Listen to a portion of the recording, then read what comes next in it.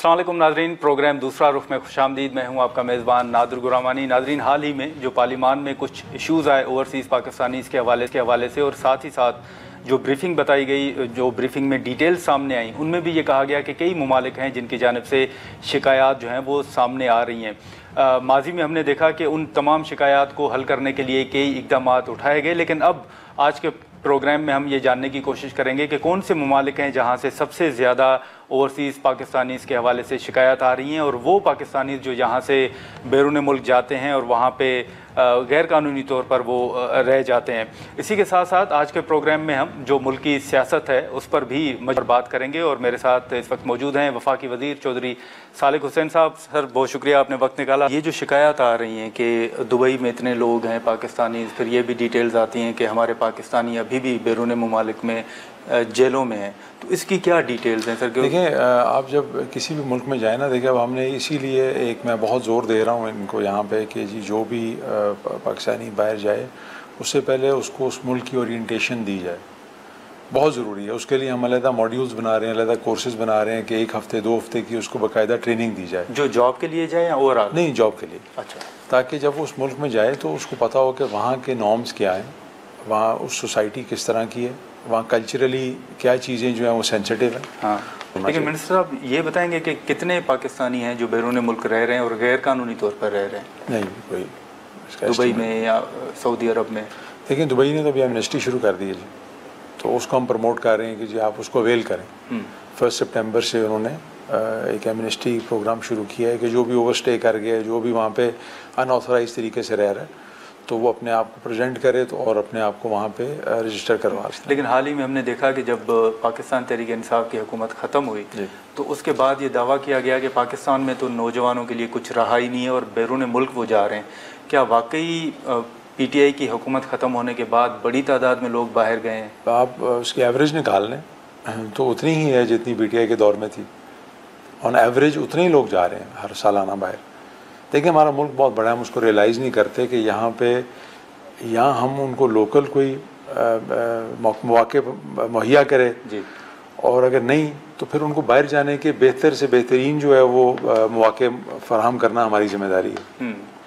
लेकिन एक फिगर बताया गया कि शायद 2021 में 8 लाख के करीब पाकिस्तानी जो हैं वो बाहर गए थे और 2024 में तकरीबन 4 लाख के करीब हैं। नहीं, ये वेरी करता है जी, ज़रूरी तो नहीं है कि हर साल उतने ही फिक्स लोगों ने जाना है, लेकिन आप समझ लें कि 4 से 7 लाख के दरमियान में ही हर साल होती है एवरेज। तो चौधरी साहब, हम ये कह सकते हैं कि नौजवान जो हैं वो मुल्की हालात से तंग होकर नहीं जा रहे, पहले भी जा रहे थे और अब भी जा रहे हैं?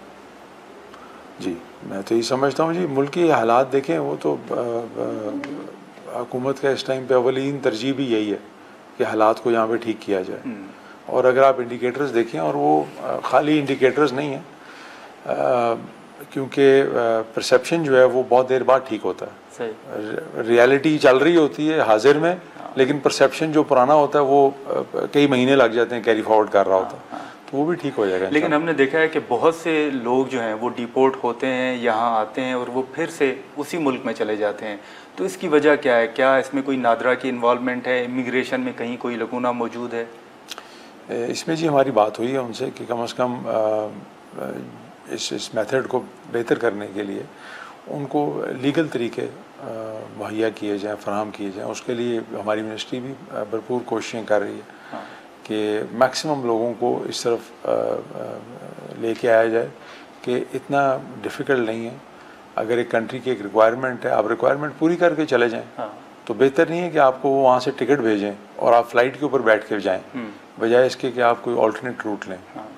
तो उसके लिए इंकरेज तो हम कर रहे हैं जी। और मज़ीद हमें ट्रेनिंग, जो हमारे सेंटर्स हैं उनको भी SIFC में शामिल होने के बाद उनको भी अपग्रेड किया जा रहा है। क्या ये हकीकत है कि कुछ लोग जो बाहर से आते हैं वो अपने नाम और CNIC तब्दील करवा के फिर से बाहर चले जाते हैं? जी, मैंने सुना है ऐसा होता है, लेकिन मैं नहीं समझ सकता। अगर बायोमेट्रिक हो रहा है तो सिस्टम के अंदर अगर बायोमेट्रिक उसके फिंगरप्रिंट्स आ गए हैं तो दोबारा से वो कैसे हो सकता है? करना तो ये चाहिए। मैंने तजावीज़ भी दी हैं कि एक दफ़ा अगर कोई जिस तरह बैगर्स हैं या बाकी लोग हैं जो डिपोर्ट हुए हैं, उनका फिंगरप्रिंट अगर सिस्टम में आ जाता है तो कम से कम जब वो दोबारा जाएं तो सिस्टम के अंदर अलर्ट आना चाहिए कि जी ये बंदा इस वजह से पाकिस्तान वापस आया था। लेकिन ये आपने बेगर्स का जिक्र किया, ये बड़ा इशू चला था। क्या आप समझते हैं कि इसमें हकीकत है कि सबसे ज़्यादा पाकिस्तानी वहाँ पर ये काम कर रहे हैं और एक ग्रुप है जो उनको लेकर जा रहा है? जी, ये माफ़िया मैं समझता हूँ जी, जो इसमें मैं समझता हूँ बहुत बड़ी बड़ी अमाउंट्स इन्वॉल्व होती हैं। अच्छा। और ये एक पूरा रैकेट है जिसके ऊपर अब बड़ा शदीद क्रैकडाउन हो रहा है जी। क्या करने जा रहे थे? ऑलरेडी शुरू हो गया है, आपको दोबारा शिकायत नहीं आएंगी इंशाल्लाह ताला बैगर्स वाली। अच्छा। हाँ जी, असल में लोग नॉर्मल वीज़े पे भी चले जाते हैं ना जी, फिर वहाँ जाके ये काम शुरू कर देते हैं। तो इससे ये है कि जो जेन्युइन लोग हैं उनको भी प्रॉब्लम्स हो रही हैं। तो ये सबसे ज़्यादा किस मुल्क में आप समझते हैं कि हो रहा है? ज़्यादातर जीसीसी में जी, वहाँ लेकिन उनको देखा देखी और भी मुल्कों में ऐसा होता है, लेकिन ये वन ऑफ है। हमारा होता ये है कि हमारी छोटी सी चीज़ होती है उसको बहुत बड़ा ब्लो अप कर दिया जाता है। तो मतलब लेकिन सर जो ऑलरेडी वहाँ पर मौजूद हैं बैरूनी मुल्कों में, फिर उनको कैसे आप रोकेंगे? नहीं, वो देखिए हमारी जो अपनी कम्युनिटी है हाँ। वो उनके ख़िलाफ़ खड़ी हो गई है, ये सबसे अच्छी जो बात है।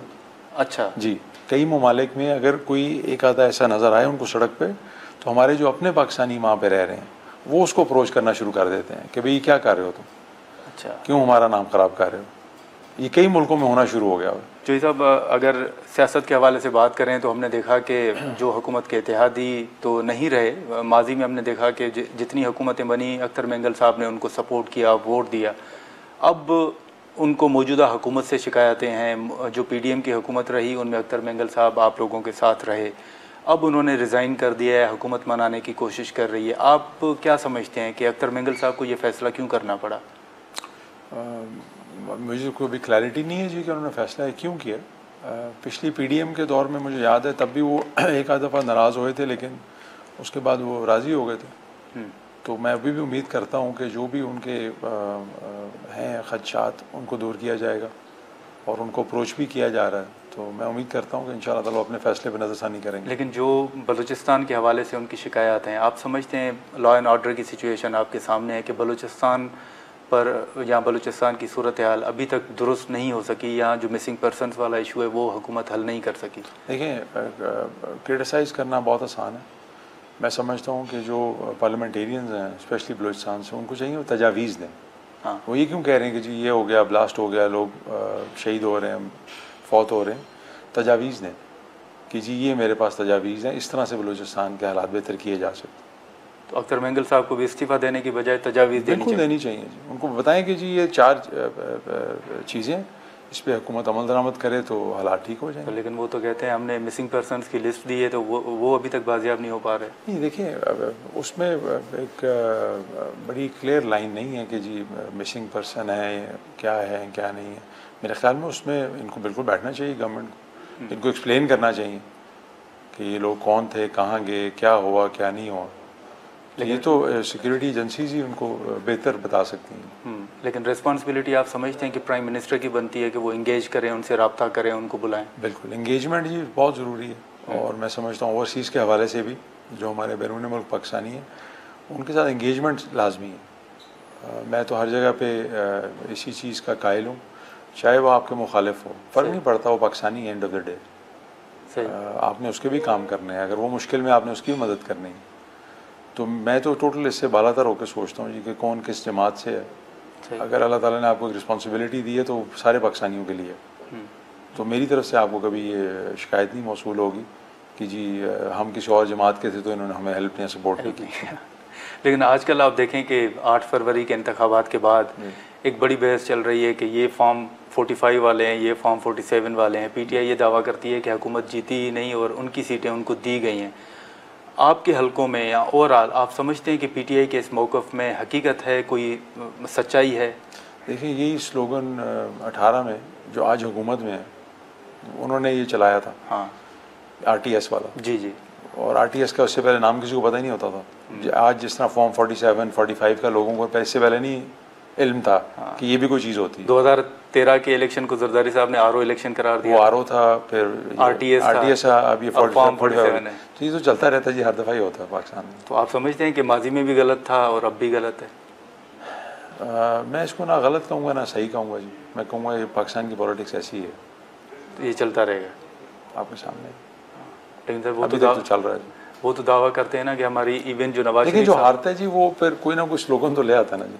तो इस दफ़ा का 45-47, पिछली दफ़ा आपको मैंने बताया RTS था। हाँ, लेकिन वो दावा करते हैं कि जो इवन नवाज शरीफ वाली सीट है वो भी यास्मीन राशिद साहिबा जो हैं वो जीत रही थी। तो इनको चाहिए जाएं अदालतों में जाएं जी, और अपना वहाँ पे जाके ये अपना केस प्लीड करें, फोरम्स तो मौजूद हैं। लेकिन ये जो अभी तक पीटीआई की बातें चल रही हैं मिनिस्टर साहब, आपके इल्म में होंगी बहुत सी चीज़ें, कौन सा मौक़िफ़ है जो आप समझते हैं कि उनका दुरुस्त है? वो 9 मई के हवाले से भी बात करते हैं, वो 8 फरवरी के हवाले से भी बात करते हैं, आपको उनकी कोई एक बात आप समझते हैं कि ये बात पीटीआई की दुरुस्त है, ये बाकी चीज़ें ठीक नहीं हैं? वो 8 फरवरी के हवाले से हो गया, वो 9 मई के हवाले से हो गया, वो ये भी क्लेम करते हैं कि शायद आप मुझे एक बात बताएं तो हाँ, मैं फिर वो कह मतलब सकता हूं। कि मौजूदा हुकूमत इंतकामी कार्रवाइयों का निशाना बना रही है। आप समझते हैं कि वाकई ऐसा कुछ हो रहा है 8 फरवरी के इलेक्शन के बाद? देखिए, अगर कुछ होता है तो फिर ही लोगों को अरेस्ट किया जाता है जी, और उसके बाद फिर अदालत एक है ऐसा फोरम जहाँ से रिलीफ लिया जा सकता है। लेकिन हम इनके साथ थे, इनके एलाइज थे 2018 ऑनवर्ड्स, तब भी कुछ इसी तरह के हालात थे। हमारे कुछ दोस्त जो आज हुकूमत में वो अपोजिशन में थे, उनकी तरफ से बहुत शिकायत आती थी कि जी हमें असेंबली में भी जो मेंबर्स थे उनको पेश नहीं किया जाता था, और भी कई इश्यूज़ होते थे जी। तो मैं समझता हूँ ये सियासत ही बदलनी चाहिए, थोड़ी सी रवादारी वाली सियासत हो, बर्दाश्त वाली सियासत होनी चाहिए, वरना तो ये सिलसिला नेवर एंडिंग है। आज जो हो रहा है वो कल को वो आके कहेंगे जी अब हमने बदला लेना, अब हमारी बारी है, तो फोकस हट जाता है। फोकस है आवाम की खिदमत करना, वो फोकस हो जाता है कि हमने इनको नीचे गिराना है, नीचा दिखाना है, केसेस बनाने हैं, तो ये फोकस नहीं होना चाहिए। नाज़रीन, यहाँ पर एक शॉर्ट ब्रेक लेते हैं और ब्रेक के बाद हम यहीं से गुफ्तगू को आगे बढ़ाते हैं। प्रोग्राम में दोबारा खुशामदीद। अगर हम देखें तो फायर वॉल की बात हो रही है मुल्क में। आपने माजी का जिक्र किया कि आप खुद पीटीआई हुकूमत के इत्तेहादी रहे, काबीना में शामिल रहे, लेकिन अब काबीना में मैं नहीं था, लेकिन मेरे कज़न थे, फिर हमारे पार्टी के जो सेक्रेटरी जनरल हैं वो थे जी। तो उसमें अब एक लेटर ये भी सामने आ रहा है कि ये फायर वॉल की मंजूरी तो पीटीआई की हुकूमत ने दी थी। आप समझते हैं कि बहुत से फैसले उस वक्त हुकूमत ने गलत किए, दबाव में किए, इस्टेब्लिशमेंट की मुदाखलत की वजह से किए? फायर वॉल का क्या नुकसान है जी एक आम पाकिस्तानी को? वैसे एक सवाल है जनरली कि क्या आपको क्या बताया जा रहा है कि जी उससे क्या होगा, कि आपके घर के अंदर प्राइवेसी आपकी इन्वेड हो जाएगी, और इस तरह की ऐसी बात तो नहीं है। वो ये कह रहे हैं कि आज़ादी इज़हार राय पे कदगन लगा रहे हैं। नहीं, अभी आप आज एज ऑफ टुडे हो नहीं रहा जी। आप ये खोलें कोई ऐप, VPN के जरिए हो रहा है। नहीं, नॉर्मल ऐप भी आप कोई खोलें, हाँ, तो उस पर हर किस्म की अभी तक भी लोग गालियाँ वालियाँ चल रही हैं तो कोई ऐसी बात नहीं। तो माजी में आप समझते हैं कि खान साहब के बहुत से फैसले थे जो उन्होंने दबाव में किए, या माजी का कोई एक किस्सा जो आप बता? मैं समझता हूँ जी बहुत ज़्यादा उस पर शायद थॉट प्रोसेस इतना नहीं, उस पर ध्यान नहीं इतना दिया था। यहाँ होता है ना कि एकदम फैसला कर लेना, तो शायद उस तरह का कुछ फैसले हुए कि जिन पे थोड़ी सी ज़्यादा बैठ के तसल्ली से सोचा नहीं गया कि इसके रिप्रिकॉशंस क्या होंगे, या इसके short term, medium term, long term क्या नतीजे होंगे। तो उस वक्त जब काजी फायद ईसा साहब के खिलाफ रेफरेंस का फैसला हुआ था, क्या था जी, वो ऐसे नहीं करना चाहिए था। तो अब पीटीआई वाले कहते हैं कि वो तो नसीम फ़रोग साहब करते थे, वज़ीर कानून थे उस वक्त, और उन्हीं के कहने पर होता ये है कि जो ड्राइविंग सीट पे होता है, ठीक है, गाड़ी तो उसी ने चलानी है, तो मैं समझता हूँ ये वज़ीर आज़म जो है वो चीफ एग्जीक्यूटिव है, तो अगर कंपनी के अंदर भी कुछ हो जाए तो सवाल फिर CEO से ही होता है। CEO से होता है जी। तो उस वक्त आपने क्या देखा, मतलब जो आपकी अपनी पार्टी थी उनको भी कोई शिकायत थी? क्योंकि हमने देखा कि मुमताज़ भुट्टो साहब जो हैं वो उस वक्त नाराज़ हुए, और उसके बाद उनके बेटे थे वो नाराज़ हुए। इत्तेहादियों को हमने देखा कि MQM ने अपने तहफ़्फ़ुज़ात का इज़हार किया। क्या मुस्लिम लीग काफ को भी कोई तहफ़्फ़ुज़ात थे जो आपने खान साहब को उस वक्त में बताए हों? देखिए, वो तहफ़्फ़ुज़ात वाली जो कमेटी थी जी, मैं उसमें था नहीं, उसमें मेरे कज़न होते थे, तो मतलब कोई ऐसे तहफ़्फ़ुज़ात ऐसे नहीं थे कि जो मैं समझता हूँ पाकिस्तान के लिए हूँ। फिर मतलब वही कि जी हमें ये फंड चाहिए, या हमें मिनिस्ट्री दूसरी दे दें, और बस ज़ाती इशूज़ से या हल्के के इशूज़ से? जी। अच्छा जी, ज़्यादातर ये होता था। मैं स्टैंडिंग कमेटी का चेयरमैन था जी, उसमें मैं आपको बल्कि अपनी सिफारिशात दूंगा, मैंने उस टाइम भी भेजी थी जी, ऑन पावर सेक्टर, और मैं समझता हूँ पाकिस्तान का बुनियादी मसला ये है इस टाइम एज ऑफ टुडे ये अगर हम ठीक कर लेते हैं हमारे 80% मसाइल हल हो जाते हैं। पावर सेक्टर को हमें सही करने की ज़रूरत है। IPPs के ऊपर भी लिखा, बहुत चीज़ें की उस टाइम पे, लेकिन कोई आगे से जवाब नहीं आया। लेकिन IPPs वाला इशू तो अब बड़ा हो, गौहर एजाज साहब उसको उठा रहे हैं। बहुत अच्छा कर रहे हैं जी, बहुत अच्छा कर रहे हैं। ये मतलब इसको उजागर तो करना चाहिए इस चीज़ को। असल मसला है क्या जी? अगर तो उन्होंने अपना मतलब आप देखें ना जी, उसमें घबराना नहीं चाहिए। सॉवरेन गारंटीज़ की वो बात कर रहे थे, तो मैं नहीं समझता कि सॉवरेन गारंटी देखें वो आप देते हैं ऑन देयर ऑनेस्टी। अगर उन्होंने डॉक्यूमेंटेशन ही ऐसी दी हुई है आपको कि 100 रुपये की चीज़ आपको 200 रुपये की शो की हुई है, तो फिर किस कोर्ट में आपको लेके जाएंगे? बल्कि उल्टा आप उनको कोर्ट में लेके जा सकते हैं कि जी आपने मिस रिप्रेजेंटेशन किया, आपने गलत डॉक्यूमेंट जमा करवाए जिसके ऊपर आप हमारे से 20% कई सालों से ले रहे हो।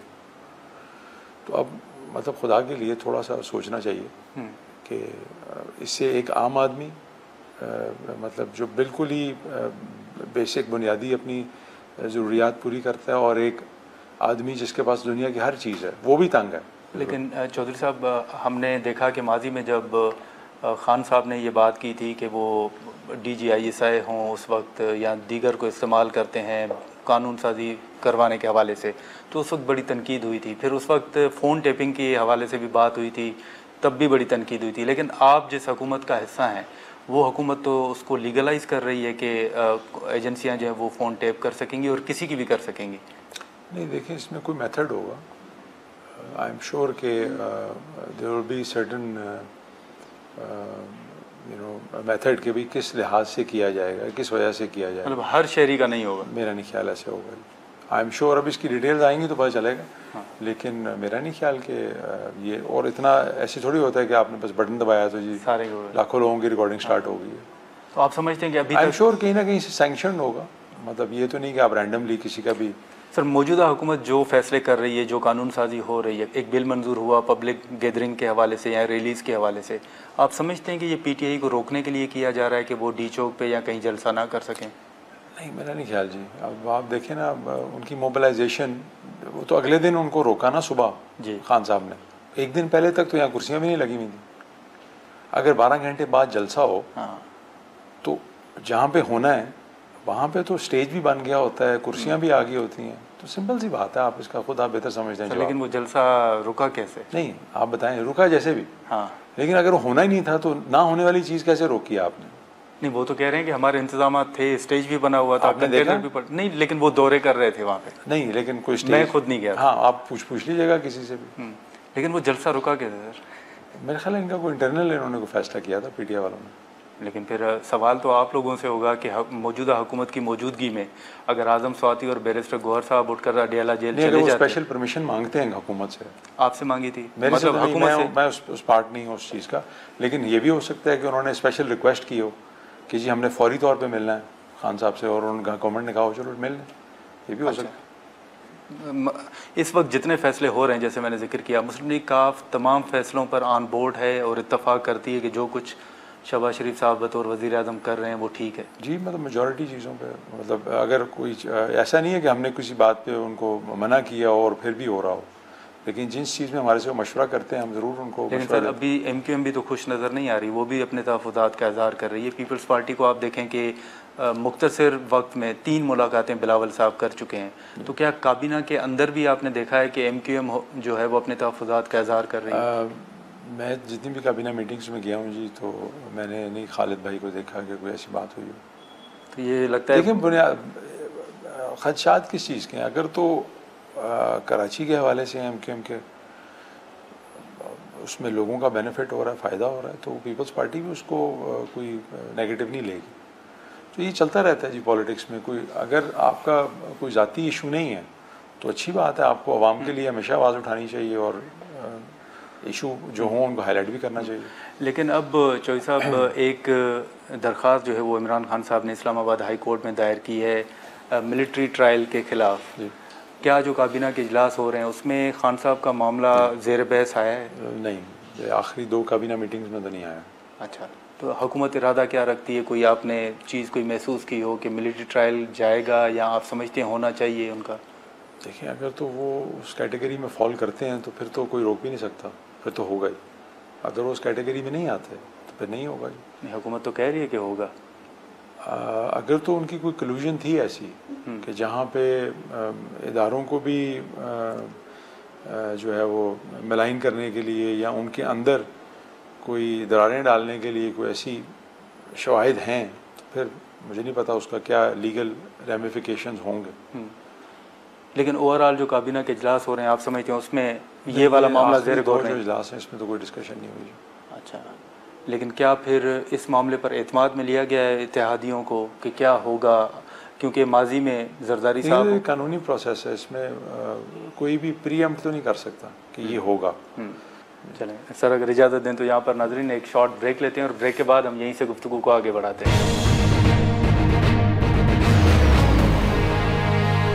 प्रोग्राम में दोबारा खुशामदीद। चौधरी साहब, ये एक बताइएगा कि हमने देखा कि हाल ही में आपके बड़े अच्छे ताल्लुकात और आपकी फ़ैमिली की हमेशा मिसाल दी गई चौधरी शुजात हुसैन साहब और परवेज़ इलाही साहब, उनमें बड़े इख्तिलाफ़ात सामने आए और ये कोई एक्सपेक्ट नहीं कर रहा था। लेकिन क्या उन इख्तिलाफ़ात के बाद स्टेटस क्या है? कोई सुलह हुई है, कोई बातचीत हो रही है? पहली बात तो जी कोई इख्तिलाफ़ नहीं है। नहीं है? मैं आपको सिर्फ सिंपल सी बात बताता हूँ। इख्तिलाफ़ किस चीज़ का? सियासी, ज़ाती इख्तिलाफ़ तो कोई नहीं है। हमारी तरफ से तो कोई ज़ाती इख्तिलाफ़ नहीं है, ठीक है जी। मतलब अगर उस साइड से उसको ज़ाती बना लिया जाए या उसको एक अना का मसला बना लिया जाए तो वो तो मैं कुछ नहीं कह सकता, लेकिन उसको सही करने के लिए हमारी साइड से कभी कोई इशू नहीं हुआ। मतलब उन्होंने फ़ैसले किए ऐसे, घर के बड़े थे चौधरी शुजात साहब, उन्होंने एक और फ़ैसला किया, लेकिन उन्होंने किसी और के पीछे लग के उस फ़ैसले को चेंज किया। वहाँ से बुनियाद डली इस डिफरेंस की। वो जो सीएम नामज़द किया था, मतलब दोनों तरफ से नामज़द थे ना जी। एक तरफ से उन्होंने परवेज़ साहब ने खुद कह के करवाया था चौधरी शुजात साहब की गारंटी के ऊपर, तो हम तो कहते थे उसी पे स्टिक करें। तो आज भी हालात डिफरेंट होने थे। तो आप समझते हैं कि इनका मौजूदा हालात का ज़िम्मेदार खुद जो है वो परवेज़ इलाही साहब हैं या फिर मोनस इलाही साहब को आप समझते हैं? मैं समझता हूँ जी परवेज़ इलाही साहब अभी भी शायद उस एक्सट्रीम पे नहीं है, बस वो एक उसमें फंस गई मैं एक सिचुएशन। बेटे के दबाव में हैं, आप समझते हैं? जी वो अपना प्रॉब्ली शायद सियासी फ्यूचर देखते हैं कि वो पीटीआई में बेहतर है, और यहाँ एक अवाम का हजूम है जो मैं खान के 2 नारे लगाऊंगा और मेरे साथ चल पड़ेगा। लेकिन लोग भी इतने बेवकूफ़ नहीं हैं, वो भी सब देख रहे हैं। तो लेकिन इंसान सोचता है ना जी, अपनी हर इंसान की अपनी प्लानिंग होती है। हाँ। कि जी ये परफेक्ट प्लेटफॉर्म मिल गया मुझे, कुछ करने की ज़रूरत नहीं है, ठीक है जी, बस खान साहब की 2-4 ट्वीट करते रहा करो रोज़ाना, सही, और ये इलेक्शन घर बैठ के आराम से सो जाओ, जीत जाओगे। लेकिन परवेज़ इलाही साहब की रिहाई में आप समझते हैं कि चौधरी शुजात हुसैन साहब का किरदार था? उन्होंने कई मुलाकातें भी की उनके साथ। जी बिल्कुल बिल्कुल, उनका बल्कि फैमिली के कई मेंबर जो हैं वो उनके लिए बहुत कंसर्न थे। हाँ। बहुत दुआगो भी थे। तो अल्लाह ताला ने फजल किया, वो आगे किरदार था आप लोगों का? मतलब किरदार किस तरह जी, मतलब हम मतलब जज तो है नहीं कि जो कर सकें, लेकिन जहाँ भी हम कोई आवाज़ उठा सकते थे, कोई बात कर सकते थे बगैर किसी इंटरेस्ट के, कि हमें कोई ये नहीं था कि वो बाहर आएंगे और मतलब हमें कोई उसका बेनिफिट होगा या हम उन पर कुछ जिताएंगे कोई चीज़, ऐसी बात नहीं। अल्हम्दुलिल्लाह वो अपने घर में हैं, ठीक है, सेहत उनकी सही है अल्हम्दुलिल्लाह, बस इतना ही काफ़ी है। लेकिन ये सवाल मैंने इसलिए भी किया कि हाल ही में जब वो जेल में थे तो उनकी अहलिया ने ये कहा कि उनकी रिहाई या उनको रिलीफ देने के हवाले से चौधरी शुजात हुसैन साहब का कोई रोल नहीं है। ये तो फिर रज़िलाई साहब बता सकते हैं, मैं मतलब उनको उसके ऊपर कमेंट नहीं करना चाहता। जेल से रिहाई के बाद सर कोई रब्ता हुआ है, कोई मुलाकात हुई है? जी वो एक दफ़ा आए थे मिलने चौधरी शुजात साहब से।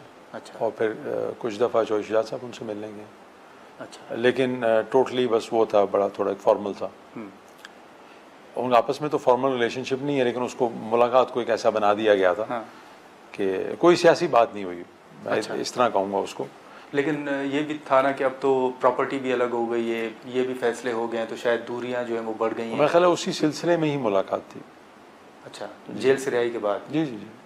तो वो अलग हो गई जाती, बस चल रहा है, प्रोसेस चल रहा है। अच्छा, तो ये तो अब है तो आपका पर्सनल मैटर, अगर आप कमेंट कर सकें तो ये तो सर फिर दूरियां बढ़ रही हैं ना, अगर आप प्रॉपर्टी डिवाइड करें और इसी सिलसिले में मुलाकातें हैं। इसको इसके दो पैराए हैं देखने के। एक ही है कि अगर एक चीज़ जॉइंट हो तो उसमें ज़्यादा लड़ाई है, ठीक है। अगर वो हर किसी के इंडिविजुअल नाम पे हो जाए तो उसमें हो सकता है कम लड़ाई हो। मतलब उसको देखने का पैराए है ना जी एक, अगर तो इत्तेफाक है तो फिर तो जॉइंट प्रॉपर्टी भी अच्छी लगती है, और अगर आपस में ना इत्तेफाकी है तो फिर हो सकता है सबको उसका जो एक राइट है वो मिल जाए, और फिर शायद इत्तेफाक दोबारा से वो सूरत हाल पैदा हो जाए। मतलब उस जी ये, और ये प्रॉपर्टी वाला जो मामला है ये भी उनकी तरफ से आया, हमारी तरफ से नहीं आया कि इसको अलहदा करना। तो अगर एक फरीक करना चाह रहा है तो कोई इशू नहीं, आप ज़बरदस्ती तो किसी को नहीं है जोड़ी रखते हुए। आपका हमेशा हमने देखा कि परवेज़ इलाही साहब जो हैं वो नायब वज़ीर आज़म भी बने तो भी उसमें चौधरी शुजात हुसैन साहब का हाथ था, किरदार था। अब उनको आपके नज़दीक ये फैसला क्यों करना पड़ा कि वो पीटीआई की तरफ जाएंगे? और मैंने आपको बताया तो है जी, दबाव में कहीं नहीं, आपने... वो किसी एक शख्स को बहुत अपना ब्राइट फ्यूचर नज़र आ रहा है यहाँ इस जमात में, और वो समझता है ये एक ऐसा एक टोला है कि इसको सिर्फ फीड करने के लिए आप बस दिन में एक आधी ट्वीट करते रहो, और वो शख्स मोने से लाइए। आप बेहतर समझते हैं सर, आजकल जनरल फैज़ साहब की गिरफ्तारी के बाद बड़ी चीज़ें चल रही हैं कि फैज़ साहब की यहाँ मुदाखलत रही। हमने शुरू में जिक्र भी किया कि आप पहले भी हुकूमत के इत्तेहादी रहे। आपने देखा कहीं कि जनरल फैज़ साहब का वाकई सियासत में किरदार था? क्योंकि कई सेनेटर्स ने भी कहा कि हमें कॉल्स आ रही हैं, MNAs ने कहा, जो एक MNA थे उन्होंने तो ये भी कहा कि हम आए नहीं हैं बल्कि लाए गए हैं। आमिर लियाकत साहब मरहूम ने कहा था। जी, मतलब हम सुनते रहते थे ऐसी चीज़ें पीटीआई के दौर में जी। तो खान साहब का कोई किरदार नहीं था कि मुदाखलत नहीं होनी चाहिए सियासत में? मेरा ख्याल देखें, अगर तो वो आपकी मर्ज़ी की मुदाखलत है फिर तो ठीक है। अच्छा। और मतलब इस तरह ही चलता है ना। हाँ। तो मेरा ख्याल इसी तरह ही हो रहा था कि अगर आपकी मर्ज़ी की मुदाखलत है तो ठीक है, अगर आपकी मर्ज़ी की मुदाखलत नहीं है या आपकी खिलाफ ख्वाहिश पूरी नहीं की जा रही तो आप इदारे के ख़िलाफ़ हो जाओ। हाँ। तो बेसिकली तो यही हुआ है। नहीं, लेकिन ये मुदाखलत इमरान खान की ख्वाहिश पे हो रही थी या आप समझते हैं कि नहीं उनकी मुदाखलत? नहीं, उनको क्या बेनिफिट था इस चीज़ का, वो तो वज़ीर आज़म को प्रॉब्ली प्लीज़ करने के लिए करते होंगे। अच्छा नाज़रीन, यहाँ पर एक शॉर्ट ब्रेक लेते हैं और ब्रेक के बाद हम यहीं से गुफ्तगू को आगे बढ़ाते हैं।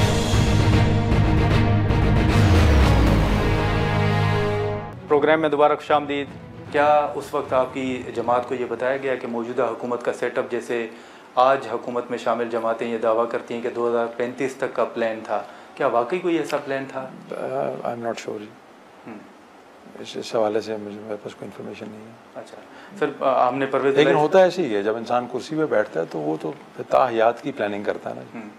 क्योंकि इमरान खान साहब की सर मुलाकातें तो रही हैं चौधरी शुजात हुसैन साहब के साथ जी, कई, लेकिन ऐसी कोई बातें नहीं हुई। ऑब्वियसली ये तो उनका एक मास्टर प्लान होगा ना।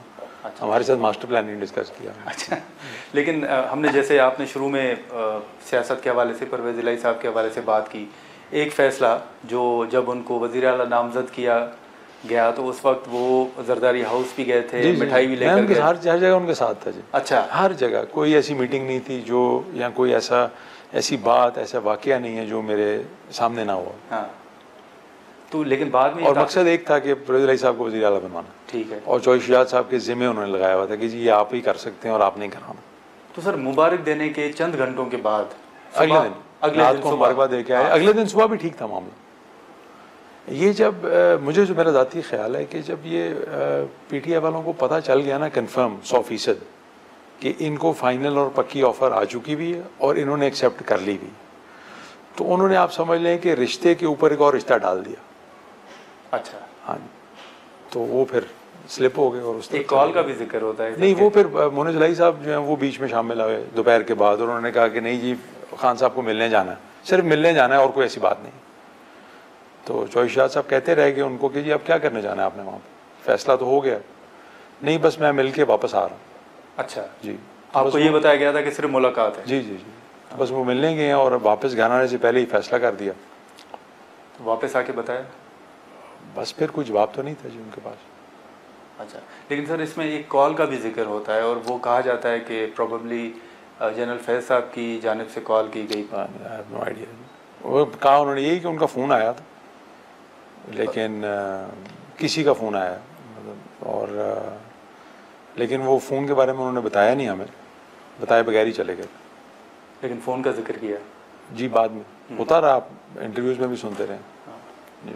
लेकिन अब आप समझते हैं कि कोई हाथ बढ़ाना चाहिए, तो आपकी तरफ से तो हाथ बढ़ रहा है, लेकिन उनकी तरफ से हमारी तरफ से कोई इशू नहीं है जी। एज अ फैमिली देखें, पॉलिटिक्स वो they have joined another party, वो ये बात क्यों नहीं रियलाइज़ करते। मैं ये बात समझाना चाहता हूँ, जो वहाँ पे हमारे अपना गुजरात में भी जो जिस तरह की बातें की जाती हैं, वो एक मुख्तलिफ जमात में, हम उनके ताबे नहीं हैं, हम एक मुख्तलिफ जमात में, आप बात समझ रहे ना जी।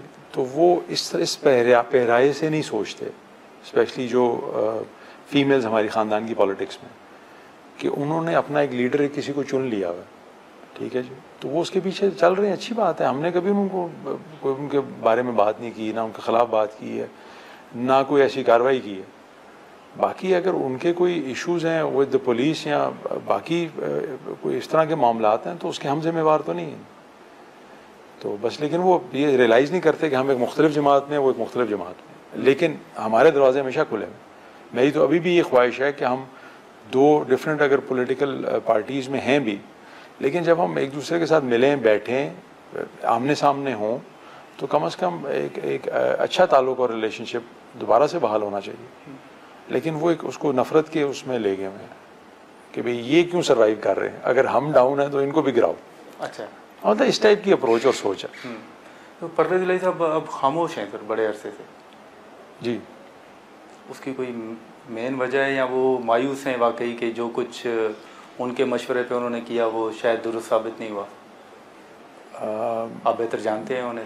मेरा ख्याल है जी, वैसे थोड़ा सा ज़रा शायद ब्रेक ले रहे हैं जी, मेरा अपना ज़ाती ख्याल है। इंसान देखे ना, आसान नहीं होता जी इस एज में जाके, इस उम्र में तकरीबन कई महीने जेल में गुजारना, और ऑब्वियसली जब इंसान वापस आता है तो थोड़ा सा इंसान ज़रा एक तरह से कहता है कि मैं ज़रा हल्का सा किनारा कशी कर लूँ। मेरा ख्याल है, आई एम नॉट श्योर, ये भी हो सकता है सर। 2-3 या हो सकता है पुट ऑफ हो गया हूँ किसी बात से, ये भी हो सकता है कि जी मेरा उस तरह से पार्टी के अंदर, उनकी अपनी जमात के अंदर उस तरह से जिक्र नहीं हुआ, या लोग इतना बावेला नहीं हुआ। आई डोंट नो, ये मेरा अपना ओपिनियन है, आई एम नॉट श्योर कि क्या वजह। लेकिन 2-3 मुख्तसर सवाल होंगे कि क्या आप समझते हैं कि मौजूदा हालात में जो जो चीज़ें हो रही हैं, मुज़ाकरात की बड़ी बात चली, फ्लोर ऑफ द हाउस हमने देखा कि जरदारी साहब ने भी इनडायरेक्टली कहा कि बातचीत हो, प्राइम मिनिस्टर ने 2 मरतबा दावत दी। आप समझते हैं कि पीटीआई के साथ मुज़ाकरात हों ताकि कोई हल निकले? जी बिल्कुल, तो हमेशा होने चाहिए जी, पॉलिटिकल पार्टीज़ की आपस में बातचीत होते रहनी चाहिए। पहल किसको करनी चाहिए? इन्होंने तो, गवर्नमेंट ने तो कहा हम करना चाहते हैं। लेकिन सर वो कह रहे हैं कि आप एक तरफ मुज़ाकरात की दावत दे रहे हैं, दूसरी तरफ आप हमारे लोगों को जेलों में डाल रहे हैं।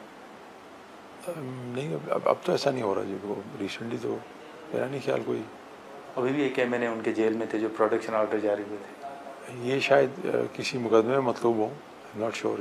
अच्छा जी, तो आपको सियासी इस्तेकाम आप देख रहे हैं कि आने वाले 6 माह में, 8 माह में कोई सियासी इस्तेकाम आपको नज़र आ रहा हो? सियासी का तो नहीं जी, मुझे ज़्यादा फ़िक्र और कंसर्न है कि हमारा जो माशरती इस्तेकाम है वो सबसे ज़्यादा ज़रूरी है इस टाइम, वो प्रायोरिटी है। सियासी इस्तेकाम बाद में भी आ जाए, लेट भी हो जाए, कोई इशू नहीं है, लेकिन मुआशी इस्तेकाम बहुत ज़रूरी है। चैलेंजेस हैं अभी भी जी, और लेकिन उसको डील किया जा रहा है, उसकी सीरियसनेस को समझा जा रहा है। अच्छा, हाँ, लेकिन मैं फिर वही कहूँगा जी कि पावर सेक्टर एक बुनियादी इशू और मसला, उसको सबसे ज़्यादा प्रायोरिटी पे उसको हल करने की ज़रूरत है। जो पंजाब हुकूमत ने फैसला किया, आप सुना है कि आईएमएफ ने उस हवाले से भी कहा है कि ये सब्सिडी वापस लें आप? जी, उस हवाले से सब्सिडीज़ क्या, आपको पता है IMF ऐसे ही ज़रा ख़िलाफ़ रहता है हर चीज़, जो भी अगर आप कोई भी सब्सिडी दें तो उसके अगेंस्ट वो बात करते हैं। तो अब फिर IPPs के हवाले से आप लोग कुछ करने जा रहे हैं? मेरी तो, मैं उसकी कमेटी का हिस्सा नहीं हूँ जी, लेकिन मैं जो बात सही है वो सही है। और मैं तो जब चेयरमैन था स्टैंडिंग कमेटी, तो मैंने तो बहुत चीज़ें लिखी, बहुत सारी चीज़ें देखी, और कई चीज़ें मेरे पास मौजूद भी हैं। तो इन पे ज़रूर हुकूमत को कोई ना कोई अमली इक़दाम करने चाहिए। एक आखिरी सवाल सर के IMF के साथ मुआहदा जो शायद गुज़िश्ता माह होना था, वो अभी तक क्यों नहीं हो सका? काबीना में कुछ इस हवाले से बताया गया? जी, हमारे जो फाइनेंस मिनिस्टर साहब हैं वो कॉन्फिडेंट हैं कि इंशाल्लाह इसी माह में हो जाएगा। हो जाएगा जी, अच्छा। लेकिन आपको आगे भी IMF की तरफ ही जाना पड़ेगा। एक बात बड़ी क्लियर कीजिए वज़ीर आज़म साहब ने, बहुत क्लियर और बड़ी बुलंद आवाज़ में, हाँ। कि हमारा ये आखिरी प्रोग्राम होगा IMF का इंशाल्लाह। आखिरी प्रोग्राम इंशाल्लाह जी। चलिए सर, और बहुत कई ऐसी चीज़ें हैं जी जो इंशाल्लाह आने वाले हफ्तों में, महीनों में अच्छी खुशखबरी होगी आवाम के लिए। कई चीज़ें वो प्लानिंग कर रहे हैं और पाइपलाइन के अंदर, वो पावर सेक्टर के हवाले से या ओवरऑल मईशत के पॉइंट ऑफ व्यू से, अच्छा लोगों को डायरेक्ट रिलीफ देने के हवाले से भी। अच्छा चलिए, बहुत शुक्रिया सर, आपने वक्त निकाला। नाज़रीन, चौधरी सालिक हुसैन साहब की गुफ्तगू आपने सुनी। आज के प्रोग्राम में इतना ही, इजाज़त दीजिए, अल्लाह हाफ़िज़।